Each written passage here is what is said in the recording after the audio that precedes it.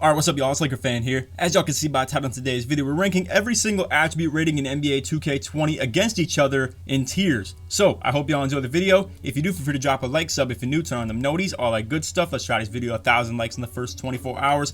So to explain how this tier list is going to work, because I understand this is a confusing topic, there's a lot of different ways this video topic could go, but I want you guys to understand we're keeping it pretty simple. Just take it for what it is. Obviously something like speed is a very important attribute rating. However, we're also here to talk about how things like post fade, you can still post fade really efficiently without actually having post fade rating, so that makes it less effective. It's a little spoiler alert, I guess. So anyway, just keep that in mind. We're talking about importance of the attribute itself while still talking about, you know, glaring ones like speed and 3-point shot, which obviously we all know is a dominant thing, or ball handling. So anyway, to give away some spoilers, obviously those are just givens that are going to be high on the list. Whereas like I said, things like post fade and free throw, they're going to get penalized on this tier list because you can still do the function of doing post fades and shooting free throws pretty well with the low ratings themselves, and just to upgrade free throw is obviously not as important as 3-pointer. So we're just going to be ranking these attributes amongst each other. I hope y'all enjoy, and we'll get straight into it. So for any further clarification on what the rating importance is based off of, I added a little key right here. So how many builds need it, how great is the rating itself, how different is none versus a little. So anyway, to get straight into this video, I hope y'all enjoy. So starting off in the F tier, we have free throw. This is by far the least important attribute rating you could possibly upgrade. You can still green your free throws with literally 50 rating, and it doesn't even function in Park, so obviously that weighs this down a little bit as well. So anyway, moving straight along, there's not much to talk about with the free throw. Moving into the E tier, we have post hook, post moves, close shot, and post fade. Now I know it's all ironic, all this stuff deals with post scoring, but I really do want to explain to you guys. I have a build that literally has no close shot upgraded, no post fade upgraded, 35 post fade and like 60 close shot. Can still do the cheese, you know, close fades from like 2 feet away, green them all, make 100% contested fades and stuff like that. It's super toxic. Now to hit your deep post fades, obviously you need post fade rating, but deep post fades in general just aren't really, you know, meta. They're not really useful. Why would you do one when you can just shoot it from 2 feet away and green it every single time? That's how I feel about this rating. And like I said, you don't really need to upgrade it. When it comes to post fade and free throw, honestly, the only thing people upgrade them for is to get their extra shooting badges, if we're being honest. And that's not what we're here to talk about. So, like I said, close shot. You can also make the case that yes, standing layups are important, but do you even need close shot to make them? Not really. Now, in a contested form, yes, but contested standing layups and standing dunks are already super bad in general, so that's my opinion on that as well. Same goes for post hooks and post moves. I just feel like you don't need the rating super high to be able to do the thing properly, and not a lot of builds need these. This is only like pertaining to post scores pretty much, or the occasional slasher needs its close shot, but you get the deal. Most of this stuff right here is only post scoring related. Post moves, obviously a post scorer needs it pretty bad, but not any build other than a post scorer needs post moves. So moving along in the list, we got the D tier. Coming into the D tier, we have one single rating, and that would be offensive rebounding. Now, this one's very controversial. I'm going to say I understand every inside big or somebody who doesn't have shooting to their game needs offensive rebounding tremendously. Now, that's the only person in this game that truly needs offensive rebounding. If we're talking rim sharps, if we're talking play glasses, if we're talking just anybody who ISOs in general, any guard builds, you don't need offensive rebounding. Now, this is something I've always talked about with the rim sharps. I feel like to add O-board or glass takeover to your build just in general is an L when it comes to a rim sharp, because in general, a lot of times on the offensive end, you're going to be looking to pick and pop, you're staying out of the paint, you're not really going to be around the paint, and even if you try to get around the paint, your defenders are going to have positioning on you as far as like box outs and stuff like that too. Long story short is, not a lot of builds need offensive rebounding, so that's why this is lower on the list. Inside bigs, however, though, if you're not going to be providing a lot of spacing or popping off of screens, obviously your intention is to get to the hoop then, whether it be for finishing off a pick and roll or finishing in hop dunks, contact dunks, whatever it may be. The more you're around the hoop, the more you need offensive rebounding, but the fact of the matter is not a lot of builds in this game are going to be around the hoop. So just keep that in mind. Like I said, the only reason that I have this so low is because not a lot of builds just in general need it. Moving along to the C tier, we have things like mid-range, steal, interior D, perimeter D, and standing dunks. So these are all, like I said, pretty much mid-tier attribute ratings where they're very important to have, but you can still get away with not having them. So let's start with mid-range. I feel like mid-range, just in general, is a pretty overrated attribute rating. You could really be 3-point or dunk made, especially in the ISO situations. Now, if you're running pick and roll with an inside big, and especially on the 2v2 court, you guys have seen Annoying use mid-range to its fullest ability. I feel like if you run with an inside big and you're an outside point guard, mid-range does become very important, but a lot of people in this game, you don't really need the mids. You can just be 3-pointers or dunks, one of the two. And it's about as easy as that. You guys know the deal with the hopbacks, rim run off the hopback, stuff like that too. If they disrespect your jump shot, shoot it anyway. You get the deal. 3-point rating, obviously is way more important than mid, and I feel like mid is pretty overrated. And let me know what your guys' opinions are on this topic, because I'm not sure how to feel about it. When it comes to the corner threes, right, and you get moved into that long mid-range, do you think that that still has something to do with your three-point rating as well, or do you think that's all mid-range? Because me personally, this is all I can say. I have a build, and I've seen it firsthand with other people who have, say, like 60 three-pointer, but then have like 48 mid, and they shoot those long mids, and it still goes in, and they still green it, and the percent is still high according to the floor general and defensive leader and stuff like that too. Let me know what your guys' thoughts are on the long mid-ranges out the corner and stuff like that. I feel like it has something to do with three-point and mid-range personally, but let me know what your thoughts are. I could be totally wrong. I could sound like a complete clown to y'all, but like I said, that's my thoughts on it. So moving along to steal. Steal rating is super important in the terms of playing passing lanes. You guys know the deal. Every build can use this, whether it be on-ball defense, off-ball defense. That's the beauty of this. I will say, though, you're okay without it. Obviously, this is just kind of like an accessory, like attribute rating, in my opinion. You don't need it, but it's great to have. That's really where I stand on steal. That is actually pretty easy to inference. Anyway, moving along to interior D and perimeter D. This is literally the exact opposite thing of steal, where steal is just a nice accessory to have, and it's really effective. However, interior defense and perimeter defense are literally just necessities. You have to have them, and if you don't have them, they will get exposed. Now, you can still get away with it if you sit in the right situations. So for instance, if you're just going to guard corner on threes and they don't exploit you in certain situations, you're good. Now, if people just come at you and you have no interior defense or perimeter defense, you're a complete liability. You already know, like, you're dealing with that problem. And say you're a big man with no perimeter D and you're stepping up into pick and rolls, you're trying to get contests, you already are uncomfortable switching on to point guards just in general. But even if you try to hedge and jump out at the point guard, your contests are that much lower. Same with point guards who have low interior D, it just becomes problematic. So to have both is great. To have one puts you in a box, and to have none is really, really hard to deal with. So moving along to standing dunk. Standing dunk is kind of, you know, it fits all of these categories right here. So we're talking how many builds need it. It's very specific. Obviously, bigs would love to have it, but how important is it to bigs to have just in general?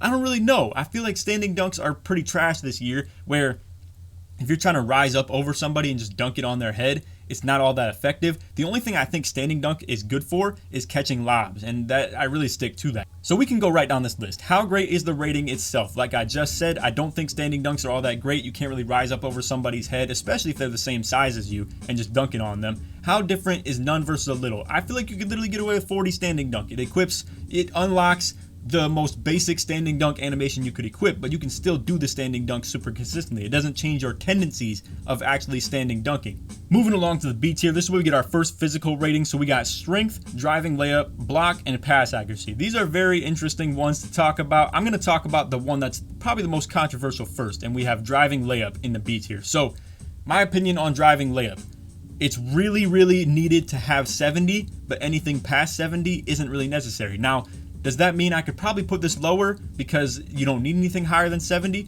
Probably. I will say, obviously, to have this a little bit higher helps with the contested finishing, but when it comes to unlocking that long athlete, that is what driving layup is extremely important for, because at the end of the day, we all know hop dunks, they're super OP, but if you have 69 driving layup or lower, you're going to be complete garbage when it comes to getting any hop dunks, making your driving layups, obviously. So for strength, the first physical attribute rating on the list, like I was saying, these physicals are super important. You got things like speed, excel, vert, strength, stamina. People be sleeping on stamina. But anyway, my whole thing with the strength, I feel like you don't always need it, but when you don't have it, it's very evident. So for instance, you know, if you have 70 strength and you're trying to defend somebody who has 99, and say they have back down punisher, stuff like that too, and they're posting you up, backing you down, it's very evident. You're gonna get bullied around, you're gonna get moved, simple as that. Same with the box outs if you have 70 or 65 strength. And a lot of this might come down to player build, like say you're just a 6'5 point guard who has like 50 strength. I mean, that's just, you know, just in general, but you guys get the deal.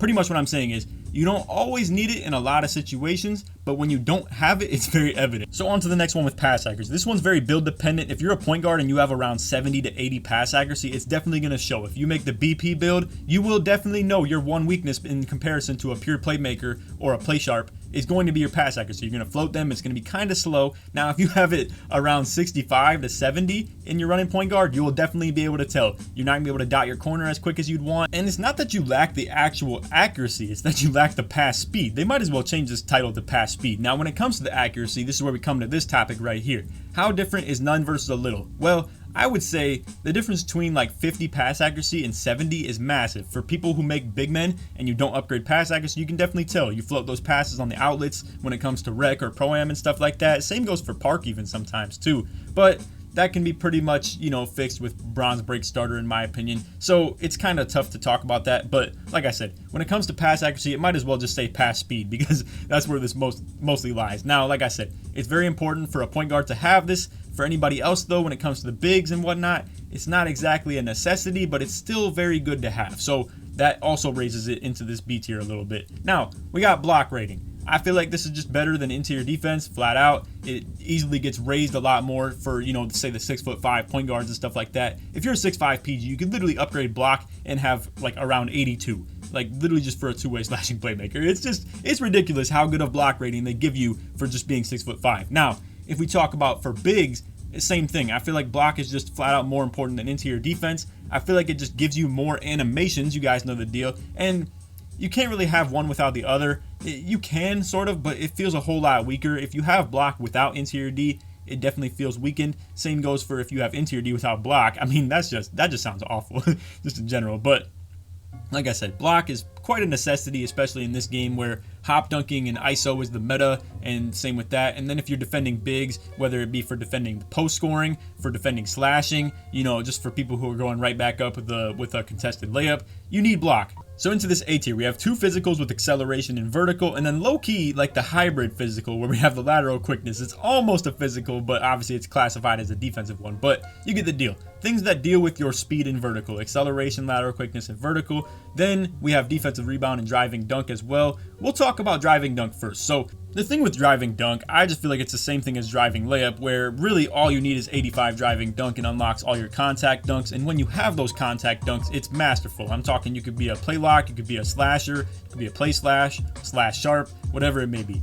Honestly, even a pure lock. So when you have contact dunks, it becomes that much more evident. Obviously, you can deal with people who camp the paint in a different way than just jump shooting, whether it be the mid-range or the three-pointer, and you can just go right at their head and dunk on them, right? And I really do stand by the whole topic of I don't think you need anything more than 85 driving dunk or 70 driving layup. I think anything other than that is just extra. It will help you, but I don't think it's that helpful just in comparison to, say, the difference between 83 driving dunk and 85 driving dunk, or 69 driving layup and 70. Those are just like by far the most massive attribute rating upgrades. Now, when it comes to driving layup and driving dunk, any build can have these, but a couple of them are hindered by it. So for instance, you have the 7-3s who aren't even going to touch this. So that's just a flat out fact of the matter. But I mean, the only people who make 7-3s are post scorers who just don't need this attribute rating just in general.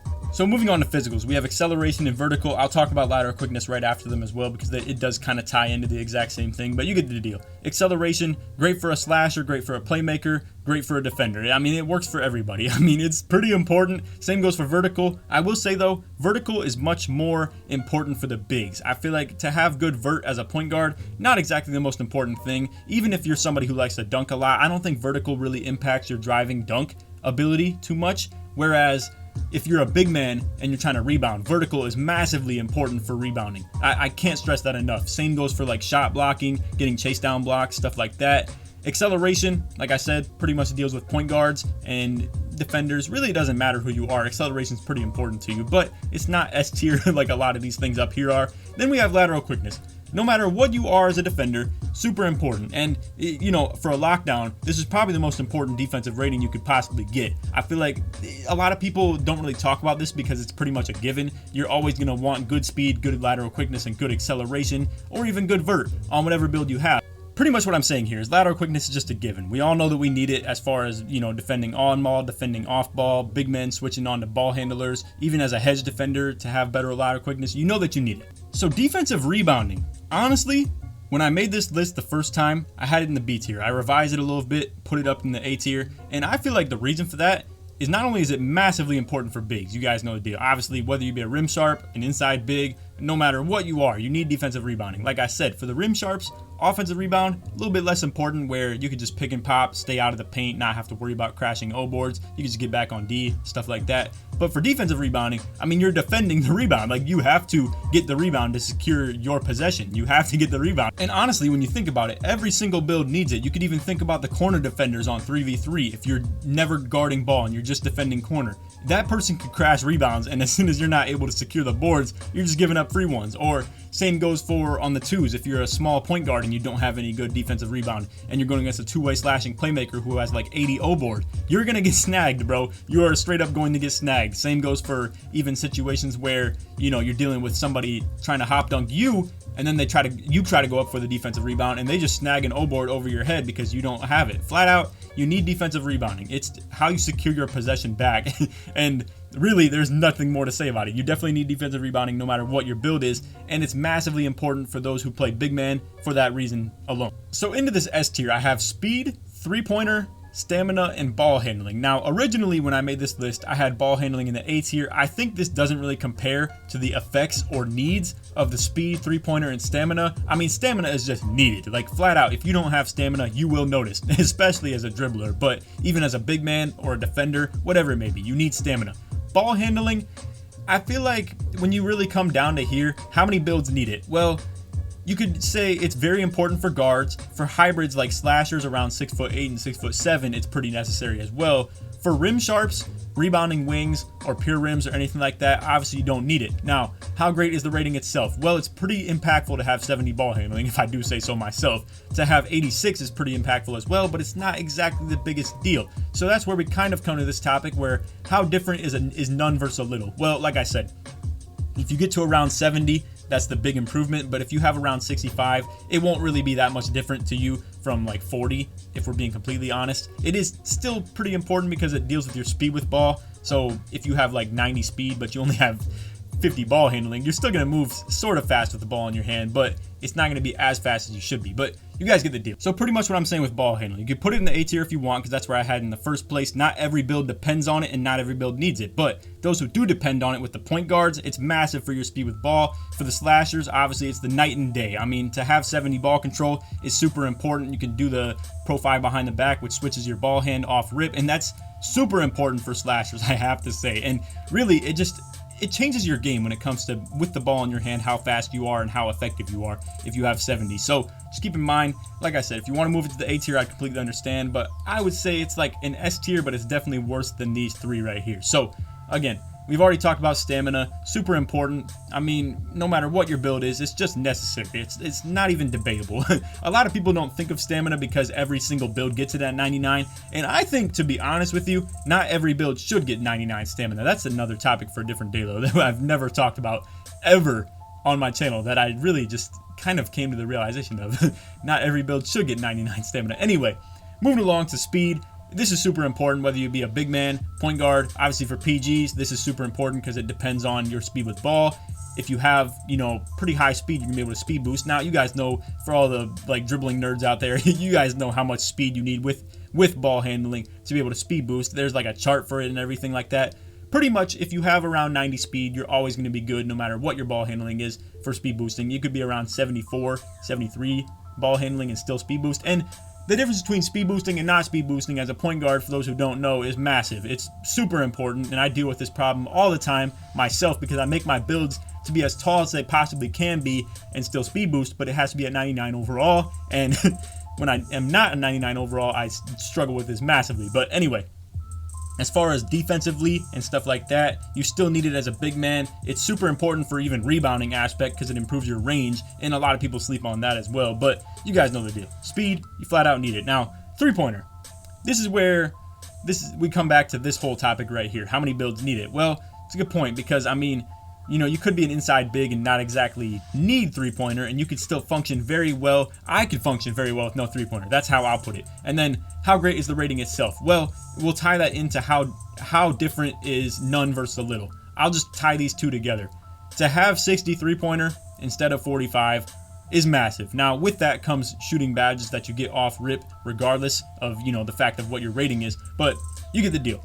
honestly, to have 60 3-pointer and 10 shooting badges, it's a major difference from having 45 3-pointer and 1 shooting badge. It's just, that's not even anything to talk about. And then obviously, if we're talking for point guards who are running ISO, or, you know, point guards who are running the pick and roll, to have anything less than like 75 or 80, or to have 90 is still nice to have as well. You guys get the deal. So my thing with 3-pointer is, at what level does it max out? Because when you compare it to things like stamina and speed that are also in the S tier, those two you can never have enough of. To have 99 stamina and 99 speed, I mean, that's perfectly fine by anybody. Now, you don't exactly need 99 3-pointer. I would say the max out is around 90 for those play sharps. I think to be a pure sharp in this game is just a little bit overkill in my opinion. You don't really need to be a pure sharp. So when it comes to the 3-point rating, like I said, it's massive. If you have the ability to shoot even at, like, you know, 50 3-pointer and 3 shooting badges, you can still shoot. Now, if you don't have any badges and you have like 45 or 40 3-pointer, then it just hurts you. You're gonna be like a little less effective when it comes to your offensive production. And if you can't, you know, get around the fact that you can't shoot, if you're not a dominant slasher or a great screen setter, it's gonna be problematic. So that's why I just have this 3-pointer fitting into the S tier. Anyway, that's all for the video. I hope you all enjoyed. If you did, feel free to drop a like, sub if you're new, turn on them noties, all good stuff. Let's try this video 1,000 likes in the first 24 hours. If you made it to the very end of the video, put S in the comments to show your support that you made it all the way through. And let me know any feedback. Let me know what you guys are putting your S tier, putting your F tier. You know the deal. You don't got to give me your whole list, but just go ahead and just tell me what you would put in your S tier and F tier. I feel like it's pretty much a given that F tier is only free throw though. But anyway, I hope you all enjoyed the vid. None of that. Take it easy, man. Peace.